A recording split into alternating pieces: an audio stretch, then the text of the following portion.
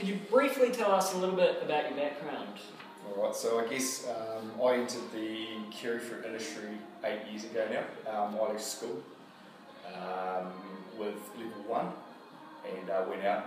In order to leave school, I had to make sure that I had a job. So I left school on a Friday and I took a job in horticulture on the Monday.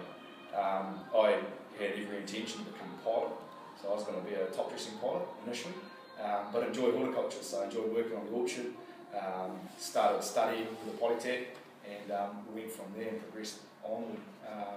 I've since then taken leadership opportunities, horticulture and Zen, to a leadership program where you're selected out of all the horticultural sectors in New Zealand, and took a scholarship over to Italy as well with zespri, so studying around the PSA, the bacteria that's been affecting our industry as of recent, and then just I guess sort of worked my way up from the bottom, studied along the way and took every opportunity I could.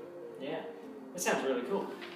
So if you say you leave at school at level 1, in today's world that would be kind of a risque thing to do. So and you also mentioned that you worked your way from the bottom to the top. Are there any big challenges that you had to overcome to get to where you are today? Yeah, so I'll just correct you there, probably working my way from the bottom to the top. I'm not there, I don't think I'm there at all, there's a long way to go.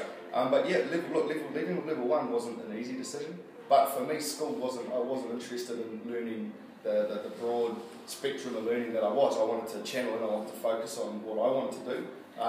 Maybe the difference between myself and some of the others was I'm saying that, I left school wanting to be a pilot, and then lo and behold I ended up being in the horticulture industry as a client relationship manager at the moment. So yeah, risky, but I think it's working out, and I'm going to start extracurricular study, etc., honing in on what I actually want to achieve.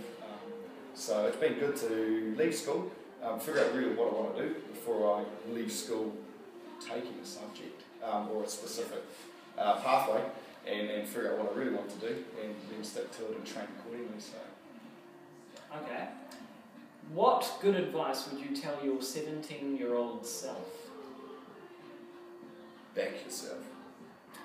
Yep, Back yourself. Definitely, no doubt. You've got to watch. I guess as a younger person coming through the industry, it sort of relates to your previous question actually, regarding some of the challenges. Definitely age, and you don't get that. A lot of people do. That initial. I'm not sure the name actually.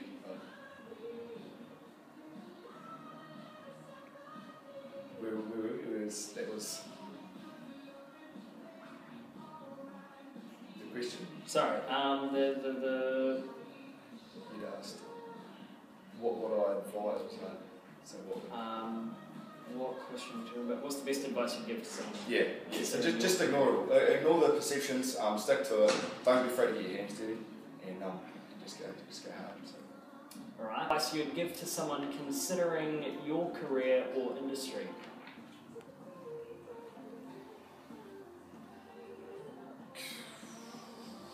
I would say that if you are interested in the horticultural primary industries, stick to it. There's huge opportunity.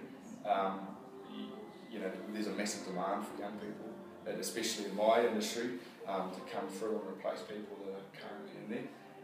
So I guess